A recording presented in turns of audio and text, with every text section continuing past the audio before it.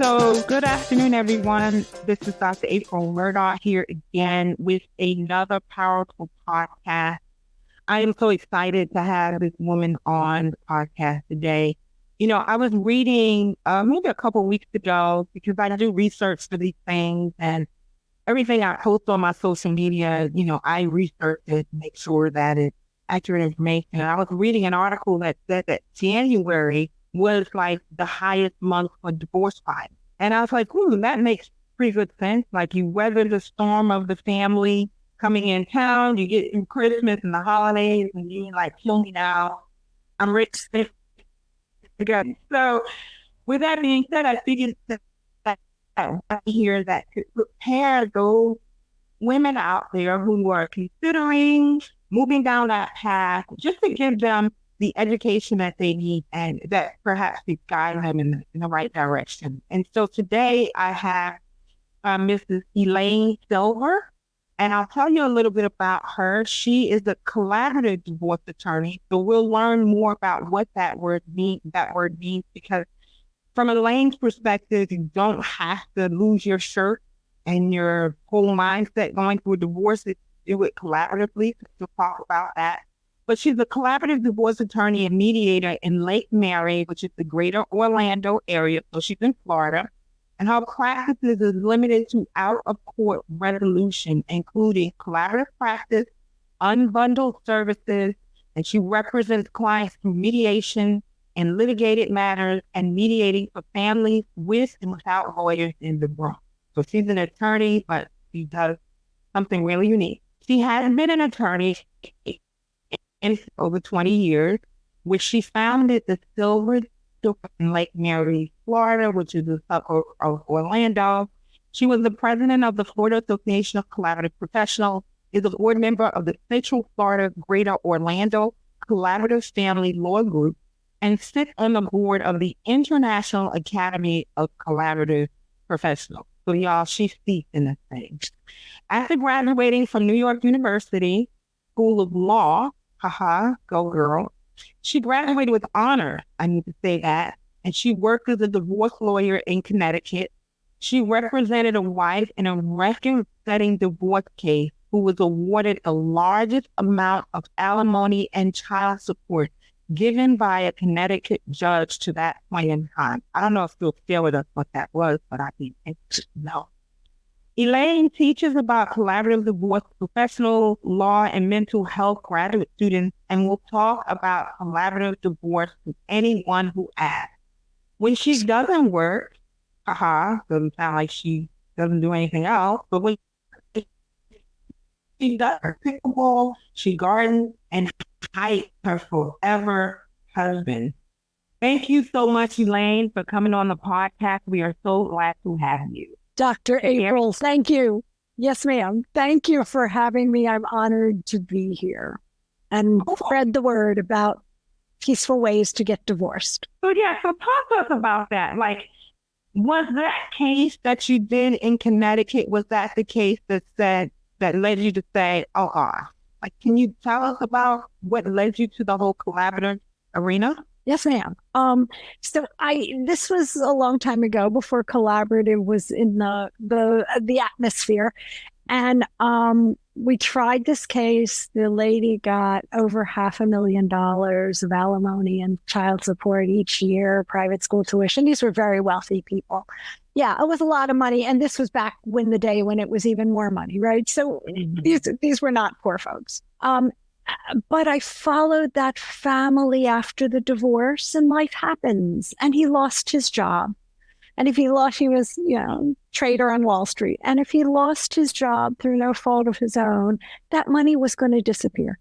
And this family had absolutely no skills to try and resolve life challenges and problems as they arose. So despite the fact of having one big and, got press about it and all of that, it really didn't serve my client that win, if you will. And so that's just one of many stories. I once tried a 3-week custody case. Little kids in a horrible situation. I've met so many people who either because, divorce at cocktail parties, standing in lines at airports, whatever. What do you do? I'm a divorce lawyer. And the trauma of their divorce or their parents' divorce just spills out of them, whether it happened last year or 30 years ago, or, I could be talking to an adult. And if I always say, how old were you when your parents divorced? And they can tell me the story, the trauma of it, however soon or long ago. So all of these experiences over years really got me to thinking that there has to be a better way. And early on, there were some pioneering judges and thought leaders and the founder of the whole collaborative movement who said there really is a better way. It does no good for families to think that the only way to get divorced is to tell their story to a judge and let a judge decide. These are your clients, these are smart, intelligent people who've been in charge of their own lives forever. Why would they possibly hand over really one of the biggest challenges in their lives, getting divorced, for themselves, for their kids, to some stranger who can't possibly figure it out better than they can with the help of good professionals, just like you help people in their financial worlds. There are collaborative divorce professionals who will help them get through this piece. So, Joe, I know when you and I talked initially, because I was introducing you, and then we had a great conversation, and you said there was like the big C and the little C. So tell us about that when you talk about collaborative. How does that? Yes, ma'am. What does that mean? Yeah. Yes. So there are lots of people say, well, I'm collaborative, I'm nice, I'm going to cooperate, but collaborative divorce with a capital C is actually a formal process in Florida and almost 30 other states. There's actually laws that protect the process. And the real difference is that each client, each spouse, each client, and this is for divorce, it's for same-sex couples, it's for people who have kids together but were never married. So each spouse gets their own lawyer, but they get a collaborative lawyer with a capital C. And the spouses, the partners, and the lawyers sign an agreement that say these lawyers are not going to court. And that's the key of the difference, because the lawyers have no vested interest in getting paid. Forgive me, lawyers. I have colleagues who are great friends, but no, it takes away the lawyer interest in getting paid per hour and making the problem bigger and more expensive and more burdensome for the clients than it is. The lawyer's interest becomes totally aligned with the client's. We want to help you resolve this in a way that makes sense for your family, so that there's no winner or loser, like my old case. There's no winner or loser. There's a mutually crafted agreement where everybody's going to be a little flexible, give a little, get a little, but get to an interest-based outcome, not a win-lose outcome. An outcome that satisfies everybody's needs and goals and long-term interest to the best that we can do that. Yeah, that sounds like really client-centered and supportive, as opposed to the other spectrum where it's, go to court, duke it out, find it out. And I think you said when we talked that what a percentage of the cases that actually go to a judge and he hears it, what's something like Right. that? It's of all of the people who hire lawyers not collaborative and think they're going to go to court and a judge is going to decide, it's actually less than 5% of all the cases that judges actually decide. So people spend a whole lot of time, energy, money pretending that they're going to try a case someday, and that someday actually never happens. We have that expression, settle on the courthouse steps. And that's a horrible way to resolve a difficult situation. You don't want to be making decisions, because, oh my God, I have to settle tonight or I'm going to try the case tomorrow. If you're in this unfortunate situation of getting divorced, you want to make careful, considered decisions that you have time to think about, just like you do with your clients as they're making important decisions for their future. So the collaborative divorce attorney like yourself, you go through, is it a designation? Is it continuing education? Like, what do you do to be a collaborative divorce attorney? Yes, ma'am. So there is, I love that question. There actually, any lawyer can do a collaborative case. So they just have to be a lawyer. They can do a collaborative case. However, if I'm a consumer, if I'm a client, I want to look for a lawyer who really talks about collaborative process on their website and has done an introductory training at least, and has done, we're so, those of us who are in this world are so committed to doing this right for clients, and there's so much to learn, and we never have all the answers. So we're always doing more trainings. I just came back from the International Academy meeting in Toronto, where I attended sessions, and I also gave a session on silver divorce, on divorces for the over 55, over 60 population. So if I'm a consumer, I want to look at attorney's website and see if they're like, I'm going to take your case and be aggressive in my representation of you. You want me because I win cases. Or if their website really talks about collaborative practice, and maybe in Florida, we have an accreditation, it's voluntary, but the Florida Academy of Collaborative Professionals, I'm a past president, so I'm biased, offers a voluntary accreditation. So I am an accredited collaborative professional. But anybody can do it. And I say to everybody who's considering divorce, if you're sitting down with a lawyer in an initial consultation and they don't talk about collaborative as a good option for you, run, don't walk. Invest in a consult with a collaborative attorney to learn more about the process. Yeah, because it does sound like, again, it's more client-centered. It is focused on peaceful resolution as opposed to walking away. Like you said, there's a winner and a loser. The hostility may be gone, minimized if nothing else out of it. So when we talk about collaboration, now I've heard about mediation, and I know there is a difference between that. So and then to piggyback on that, like, tell us the steps. Like, do we mediate first, then go collaboration? Like, how does that work? Love it. And we'll talk about that, but something you just said about, we have an expression in my line of work that criminal lawyers, people accused of crime, see bad people at their best, and divorce lawyers see good people at their worst. And we know, right, that anger is the flip side of fear. And we're all afraid of what we don't know. So we're getting divorced. That future is really scary. We're really angry and mad in that moment. And, our cave people cells, fight, flight, fear, fight, flight, right? Freeze, fight, flight. The reaction to the dinosaur, to the predator.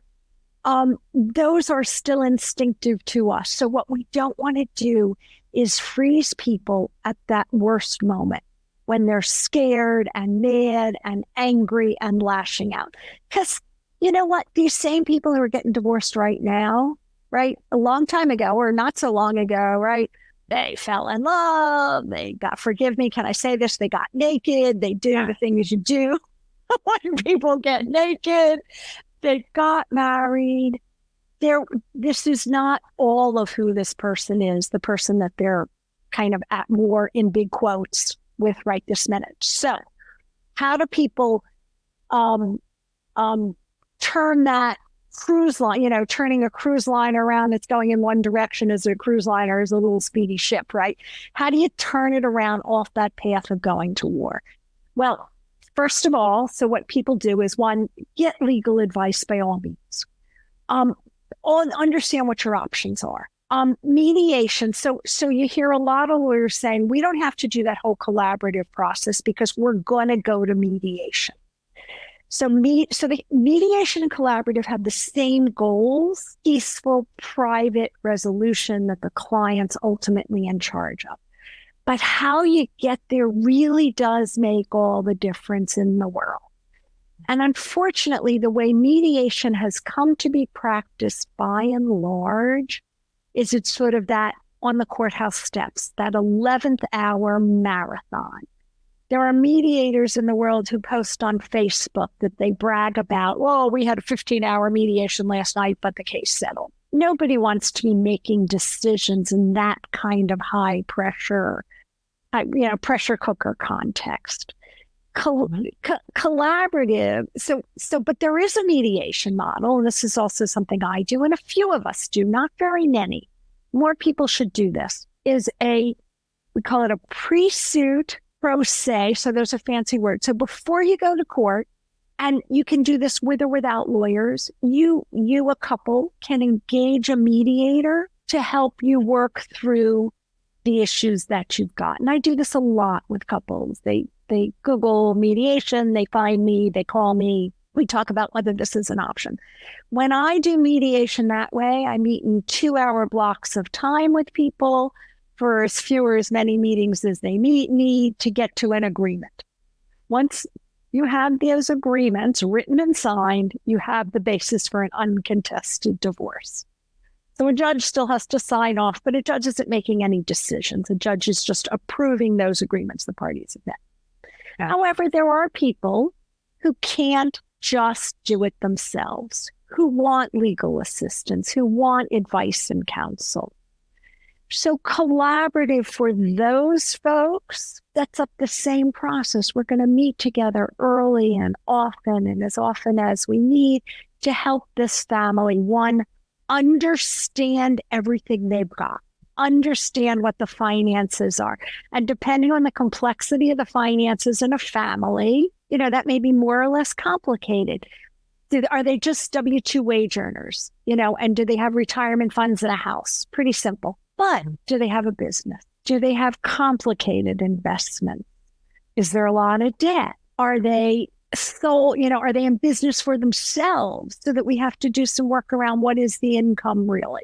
So when you get into these more complex financial questions, if you're not in collaborative, you might get into a situation where each lawyer hires an expert. Imagine the duplication, a financial expert. Imagine the duplication and the expense. In collaborative, one of the beauties of collaborative is we hire one financial neutral to gather all the information. And as a financial professional, if you're talking to a couple, and if you can talk to both of them separately or together, you're going to get so much better information than if two different people have to talk to the two spouses. Yeah. So that's one of the beautiful things. Yeah, exactly. Mm-hmm. That eliminates that telephone or gossip game where somebody says something to somebody by the time it gets around. It's totally different than what was said in the first place. And the other beauty of collaborative is we hire a mental health neutral. We engage a mental health neutral as part of our team. This could be a psychologist, a social worker, a licensed mental health professional. Not to do therapy. People say, but we've already been in therapy. We can't save the marriage. Right.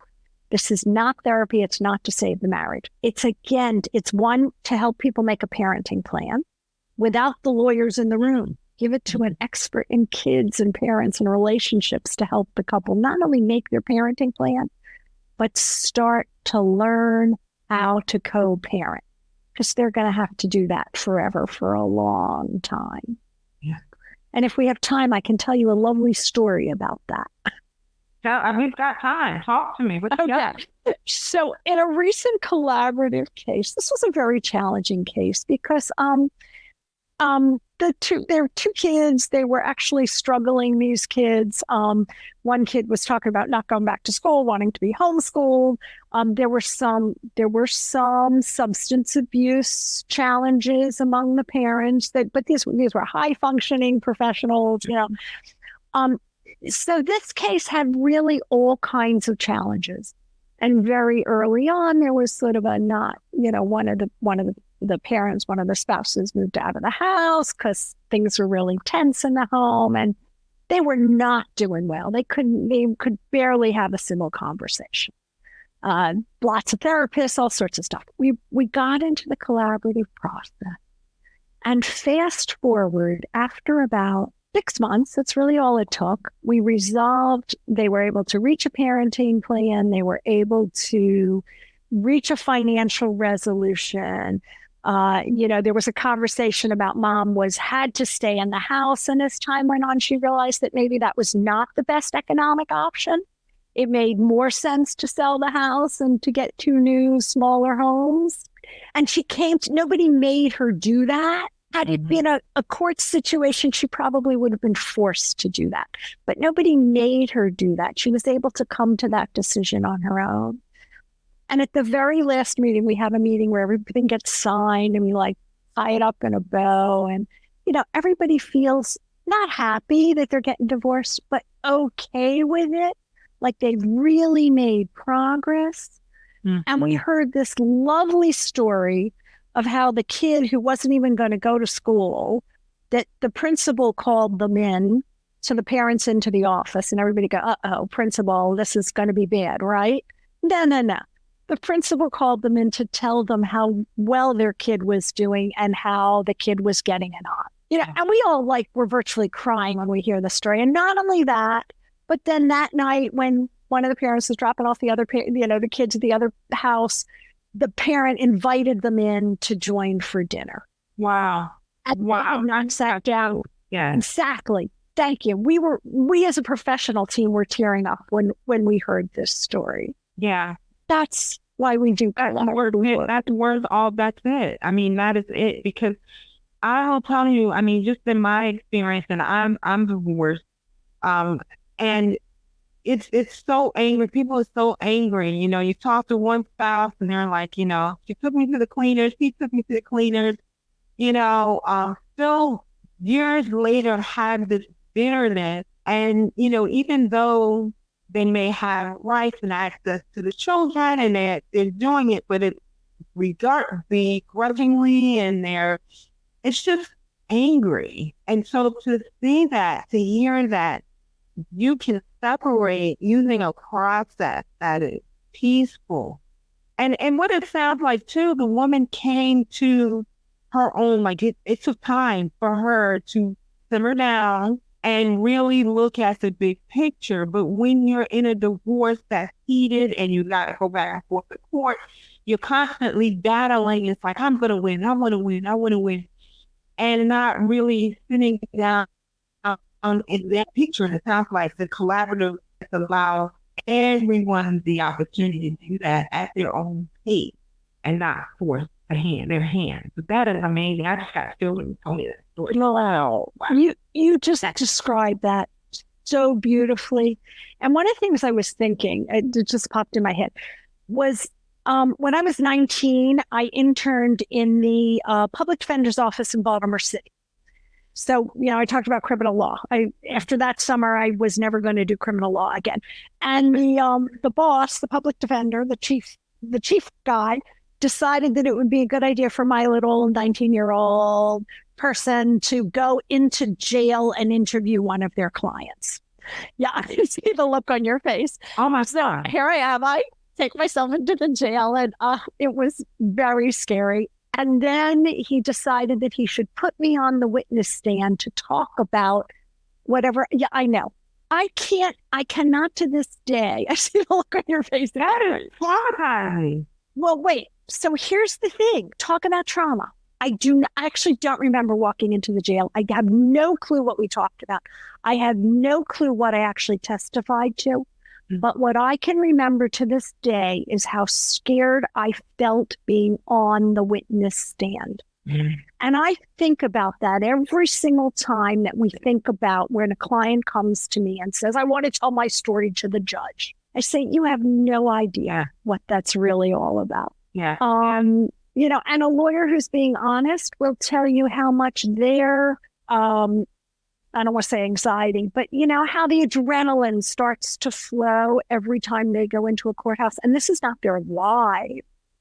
Why any human would voluntarily put themselves into that situation, I don't know. But again, so if you can be in a process, and we have good stats that the vast majority of all our collaborative cases settle, not everyone, but most, that if you could put yourself in a process that is so much more designed to be humane, and it's not always peaceful, we can have angry arguments, but we have guardrails and protection and seatbelts, if you will. That's why we bring these mental health neutrals, facilitators, quarterbacks into the room. I think that is so important. I did an episode a while back on money trauma and just, how parents may have handled money that has now traumatized this adult child of being offenders because their parents were monsters, they will be, been at risk because, they go the opposite direction. And it has a lot to do with trauma. And there's therapy out there that works with people who have those money traumas. And so I think collaborative is so amazing that you have this core team of neutral professionals to help them navigate this process. They have no skin in the game. They're professionals. They understand the collaborative process. But knowing that there can be trauma and helping them to deal with that, especially the mental health professional. And you were saying like a forensic financial advisor to go through the finances, someone that specializes in those things. I think that is so important because then you don't have one party saying, yes, I found this in the client finances, or now I need to take the mom because the mother has issues and she needs psychiatric help. And, so I love the team work you do. And I think it's just as easy and more peaceful. And no question. You say. No, I love how you say that. Good. You say it so beautifully. And the other thing about having neutrals on the team is that, I'm still the lawyer for one client, right? And we have lots of offline conversations about how this is going to go and what's realistic and what you can and can't do and how we're going to get to a reasonable result. And a lot of those conversations are hard. Both spouses are going to have less. That's just the way it is. Whatever it is, divide by two. And very typically, it's actually the future income distribution conversation, often known as alimony and child support, that is the most difficult for people to get through. And what are neutrals, and I can say something in the room, whether I'm representing the person who's going to get support or the person who has to pay it. Whatever I say is going to be heard as an advocate. But if one of the neutrals says exactly the same thing in exactly the same way, it's going to be heard totally differently by both spouses because of whose mouth it's coming out of. And unlike mediation, we don't do offers and demands and back and forth. We build options. So the neutral will say, well, here's how we think about alimony and child support. We have a statute, we have guidelines. We have to start with how much income does the payor have? How much are the taxes? What are the net? What are the needs of the recipient? What's your lifestyle based on the marriage? We now have a new statute, which is actually very helpful because it gives us some more parameters. If you've been married for so long, it's going to last for so long. The new statute in July has done away in Florida with permanent alimony. So there are a lot of very recent changes. But those neutrals can sort of set out bookends, if you will. So we still have some flexibility within these parameters. We're likely talking about a range between X and Y. What do you guys think? And it is clients always surprise me and impress me in a good way about their creativity and their flexibility and their ability to honor the fact that they are going to be, co-parents or have a relationship for a very long time. And so, a client says to me as the lawyer, well, how much is it going to be? And I say, I don't know. That's up to you. here's the reasonable range, but how much it's going to be within that, that's up to you and to your spouse. And I am delighted to see that more often than not, they work it out. We help them. We figure out options. Well, ABC, what do you guys think? And they can pretty much get to be. Wow. And that is great. So you have these two people that come in the door or right, going through this. Yep. And now actually they are crafting their own divorce, their own parenting plan based on their values, their desires, where they see their life. That is so cool because it puts you in control of the situation as opposed to being only focused on statutes and laws and what the judge says and what each attorney says they should get. Is there a personality type in your experience that you see that is probably better for this? Like I've heard of some friends and women, he's a narcissist. He would never do mediation. He would never do, big C, collaborative divorce. Is there a person that you typically see in couples that kind of do this and do it well? You ask such great questions. I just have to tell you, you are absolutely. You are giving me such good information. As you talk, I'm here writing notes and questions and ideas because this is so rich to me. But go ahead. I want to say you have nailed the issues that keep us as professionals up at night. So, are there people for whom this just is not going to work? And in our experience doing collaborative, we've been doing it for about 20 as a community, me personally, but as a community for about 20 years in Central Florida, really robustly and all over, not just Florida. We used to kind of on the front end say, well, if there's narcissism or domestic violence or substance abuse or even interpersonal violence, domestic violence, we're not going to be able to do this collaboratively. Our thinking has really changed. That collaborative actually gives us more and better skills and tools to help these very challenging people and families than any other process that I know out there, because we can bring in all of this expertise to help us get through it.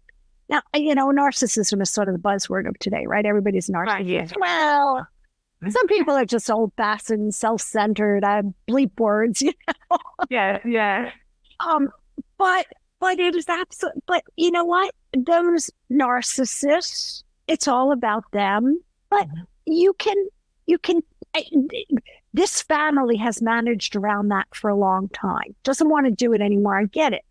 But sometimes if that narcissist is the payor, is the wage earner, is the, that person also wants to be seen as a good provider, as somebody who got through the divorce process with some sort of honor is an old fashioned word, but maybe it applies. But they just want to be in control, right? A narcissist is the last person in the world who thinks that anybody is smarter than they are and that they're going to be told what to do. So that actually is one of the cores of this process, is to leave the clients in control. Substance abuse, sadly, it's very prevalent. Everybody's drinking too much, smoking too much, and it doesn't stop people from functioning in the world. We know this. And so again, we can craft solutions to keep kids safe, privately and confidentially. And we also all know that if somebody voluntarily agrees to something, they are way more likely to perform well, to stick to their own promise than if something is imposed on them. And I think, honestly, our court system, the way it is, imposes more trauma on people who already suffered enough. So it's not perfect. There's no 100% guarantee in any of this, but we have certainly done collaborative cases with all of those components. And we have gotten families out the other end. Well, better. Domestic violence. I mean, one of the legitimate concerns about the victim is if I report them, they're going to lose their job and we're going to lose all the family's income. Yeah. We have done domestic violence cases where if it had been public, they would have lost their jobs. Wow. Yeah. And how does that help anybody? Yeah. Yeah. And yet we have kept people as safe as we can. Wow. That is huge. That is really huge. So something you mentioned that triggered me was privacy. So I know when we talked before, tell us, like, I'm already hearing the benefits of collaborative divorce, why someone should even consider it or at least have a conversation to see if this is a good route for them to go. But talk about privacy in that process versus the formal divorce process.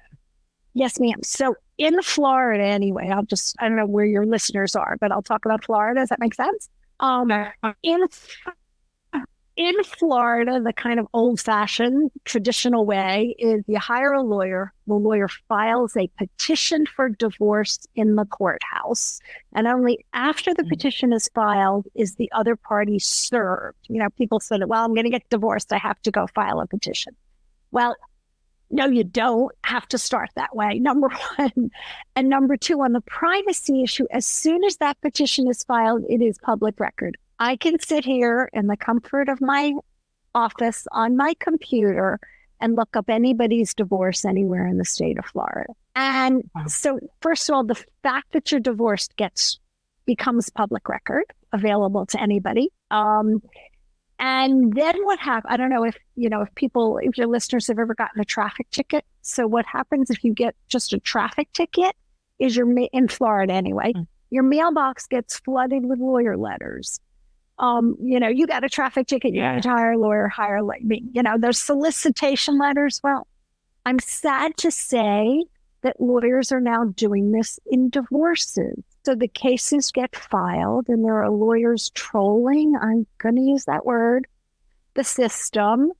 And I know people who have gotten these blanket advertising solicitation letters in their mailboxes. Imagine you have a teenage child or a child whose job it is to go get the mail out of the mailbox every day, and your child sees this letter. This is a solicitation from a divorce lawyer. So privacy at that level is a real thing. I have a collection of these letters. I hate them. Some lawyers are my dear friends and colleagues, but some of the things that some of them do, I don't. Yeah, it's unfabulous. Wow.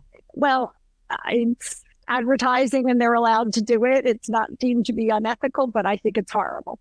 So that's one thing. The other thing that if you're in a litigation context, and that includes being in the courthouse and going to mediation down the road sometime in this horrible marathon, you have to file what are called financial affidavits. So you have to file this complete financial disclosure thing. The law just changed, allowing some exceptions to that.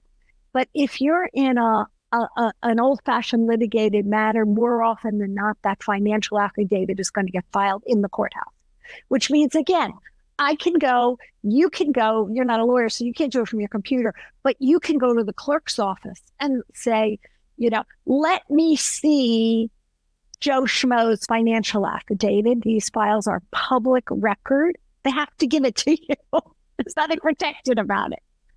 So people are disclosing, right, to the whole world, their income, their assets, their liabilities, their living, all sorts of private information. I mean, I can't imagine. And people don't understand that when they sign up with a litigation lawyer. They don't understand that all that's going to happen. I knew that. I never knew that. And all of that. And so single ladies, if you're dating a divorce guy, side note, find out. Yes, William, absolutely. There's a whole lot of me learning. A little more about an asset and liabilities there. Wow, that's something else. That's like ambulance chasing. They say, as soon as you're injured, and like you said, you get a ticket, you get in an accident, you get all this mailbox flooded and called. Wow. crazy, crazy, crazy. So how about, I know you said you kind of specialize or an area you work a lot in is silver divorce. Tell us about that. What is that looking like, and who's doing that now? Well, so silver divorce, gray divorce, baby boomer divorce, right? The over 55, over 60 population are actually the people who've been married forever, 20, 30, 40, I don't even want to say 50 years, right? These long-term marriages where people got married young, had kids, kids are grown, kids are out of the house. Those are the largest numbers of divorce filings across the country that are happening right now. For a bunch of reasons. Well, for a bunch of reasons. So first of all, because baby boomers, me included, were among the largest population segments. So there are just more of us. That's number. So more of us, more people getting divorced. Younger people, there are fewer younger people, and they're not getting married as much. So if you're not getting married as much, you're not going to get it divorced as much. But then we're also seeing that life changes. Retirement is a big deal. And sometimes people have real different expectations about what's supposed to happen at retirement. There are all kinds of jokes about that. And, every joke has an element of truth. So I don't know if you know, we captioned our latest presentation, for better or worse, but not for lunch. Yeah, you're too young. I don't know if you know that expression. It's kind of a joke, No, for better or worse. But if you're the traditional family, right? He goes off to work every day. She stays at home, raises the kids.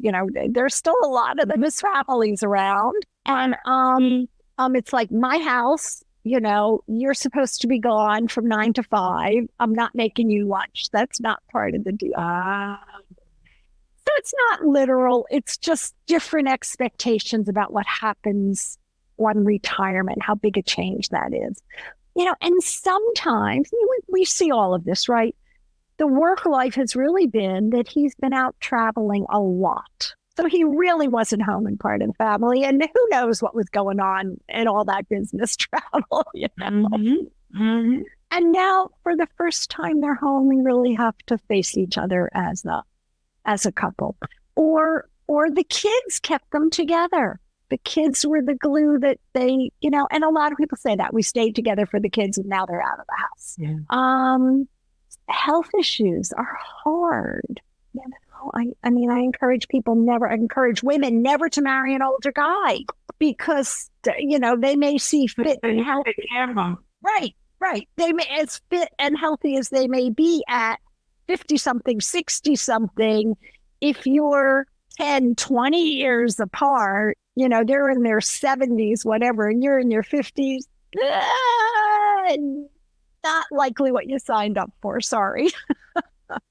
Yeah, this is the whole rhyme of life. So that's like now kids are like, okay, I can do stuff I haven't done anymore. Yeah.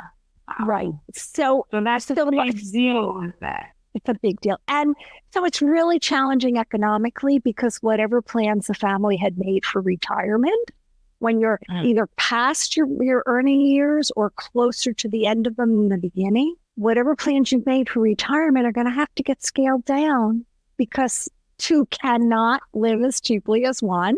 Right. And so, right, whatever it is, it's going to get split in half. Yeah. And life is, if you were fortunate enough to have built up a nest egg and, be able to enjoy, it's going to get scaled back. And if you were like most people and barely have enough for retirement, it's going to be really tough. And the stats are that women are more impoverished in divorce than men. Yeah. For sure. Yeah. Across the board. I see that. And I know that COVID kind of brought that on. It was like now you have two spouses together all the time because of the COVID situation.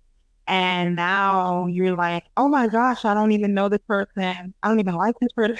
Do I want to continue to do life with this person? It's amazing what marriage was supposed to do, bring you together, and how it becomes such a system where you're so apart that you don't really know each other. And then when it's time to really know each other or spend time with each other, you realize that you're not as compatible as you thought you were. And so here we are at 55, 60, going through divorce. So, wow. But, well, I don't, right. But go ahead. Well, if I may reflect, so COVID is not done yet. We know that. And the consequences of COVID on families are still incredibly challenging. I was talking to a lovely young woman the other day whose husband used to be able to go to the office every day, and he can't anymore. He has to work from home. And he's a very, that there are a lot of people for whom they're going to the office every day. It's a big part of their lives, that social interaction, that exchange. That's a loss. I mean, it's just different than what they expected. And so people,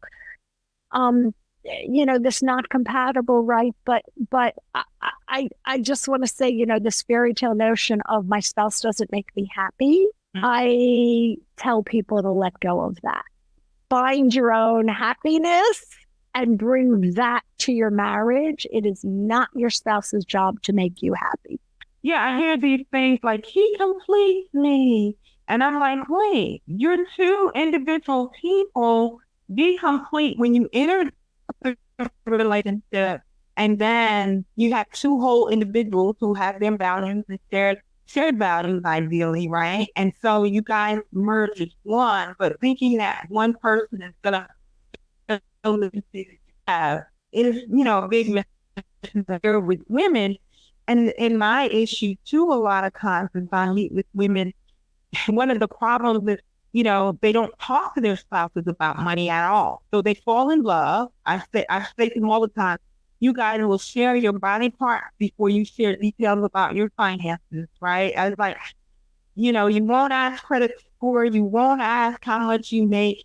He's going to get mad if you ask him, but you are sharing the most intimate part of you, your heart, your mind, your body, and you can't trust this individual to know more about where they are financially. So then we get to the table because typically the woman is drawn to work with me, and then she's married. And I said, well, if you're married, you've got to bring this person to the table. They at least have to know what's going on. And I will tell you the tussle, the stress, the fear that she has sometimes of bringing him or whomever it is to the table is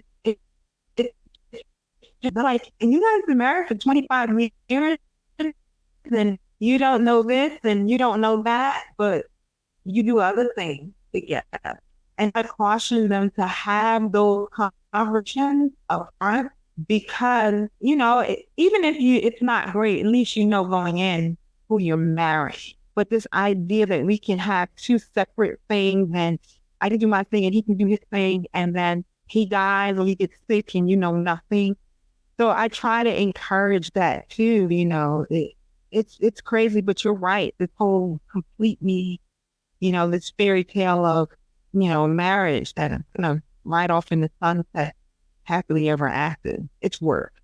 Two different personalities coming together, working at it. Wow, this has been enriching. So tell me, last two questions, tell me what are the typical mistakes you see that women make when they are going through this process?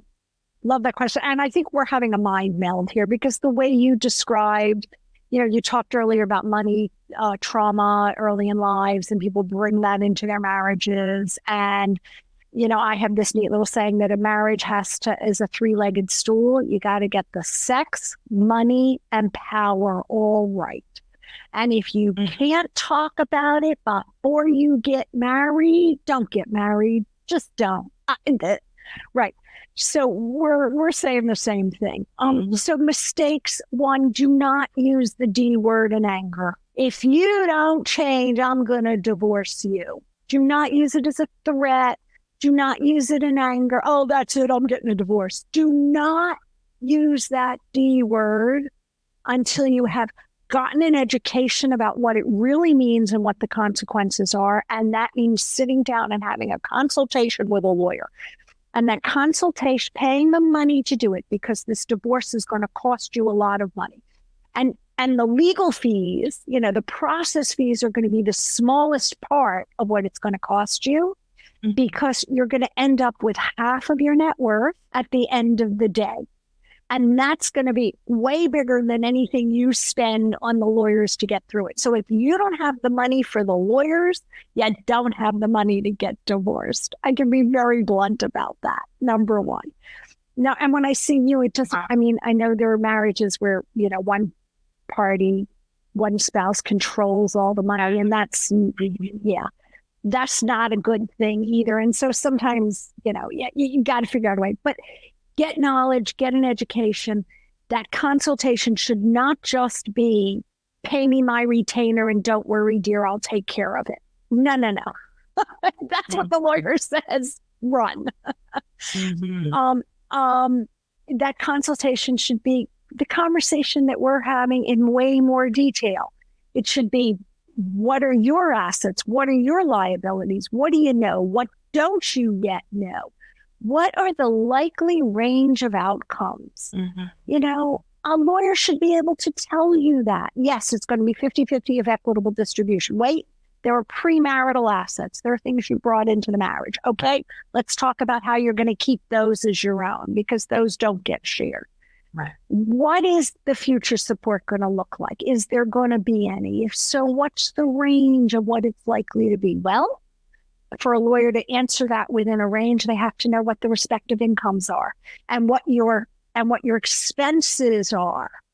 So please don't threaten divorce until you've gotten an education and you understand your finances. Don't threaten divorce until you yourself have been in therapy and have gone through that emotional processing. Is this going to be right for me? Is this going to make my life better? Even if you decide that divorce is where you need to go, be smart about it. I see lots of people, and we make a divorce plan. All right, this is what you're going to do for the next year. You're going to get yourself that job. You're going to finish your education. You're going to stop spending money, even if it's Christmas, no Christmas gifts this year, and you're going to pay down all your debt. I see you shaking your head. So you support all of this. You're going to put yourself in the best financial position you can be in, because after the divorce, you will have less money, not more, than you have right now. Now, sometimes there are exceptions to that. If one person's paying all the bills, then, it is a question of there needs to be a parent at home with the kids. They may be spending money on a spouse. I had a young couple with no children, and she was the primary wage earner, and he was barely earning a living, and she was sort of over it.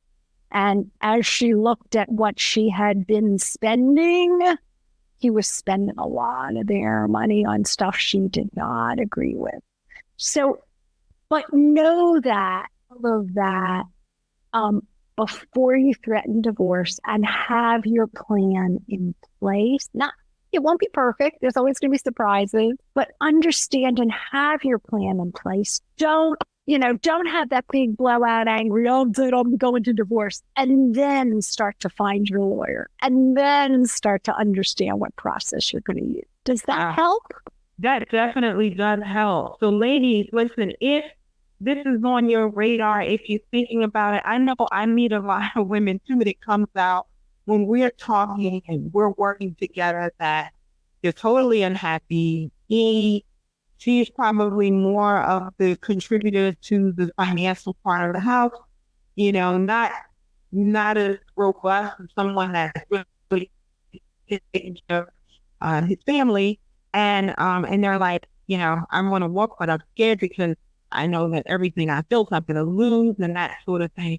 And so one of the first things I do suggest is go talk to an attorney, get the facts of your specific situation, like get educated and help you. One thing that I didn't do and didn't know until meeting you was go talk to a collaborative attorney, a specialist who can help you peacefully, and actually they just kind of help you facilitate the process and support you in that process. So this has been enlightening for that. But yeah, meeting with an attorney, doing your research and not threatening. I cannot say that I did that. So I am guilty as charged out there.